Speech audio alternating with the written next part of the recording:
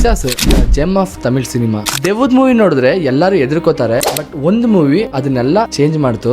ಕಣ್ಣಲ್ಲಿ ನೀರ್ ತುಂಬೋ ತರ ಅಳು ಬರ್ಸುತ್ತೆ, ನಮ್ ಭಯನೆಲ್ಲ ಹೊರಗಡೆ ತಳ್ಳುತ್ತೆ, ನಮ್ ಪರ್ಸ್ಪೆಕ್ಟಿವ್ ನ ಚೇಂಜ್ ಮಾಡುತ್ತೆ, ಮತ್ತೆ ದೆವ್ವದ ಮೇಲೆ ಇರೋ ಭಯನ ಪ್ರೀತಿಯಾಗಿ ಕನ್ವರ್ಟ್ ಮಾಡುತ್ತೆ. ಅದೇ Pisasu. It's just a movie that make me cry part 1. ದೆವ್ವದ್ ಮೂವಿ ಅಂದ್ರೆ ತುಂಬಾ ಭಯಾನಕವಾಗಿರುತ್ತೆ, but this movie changes that. ಯಾಕಂದ್ರೆ ಈ ಮೂವಿಲ್ ಬರೋ ದೆವ್ವ ಸಾಯಕ್ ಮುಂಚೆ ಸಾಯಿಸಿದವ್ರನ್ನ ಲವ್ ಮಾಡಿರುತ್ತೆ, ಮತ್ತೆ ದೆವ್ವ ಆಗಿ ಬಂದು ಕೂಡ ಸಾಯಿಸಿದವ್ನ ಲವ್ ಮಾಡುತ್ತೆ.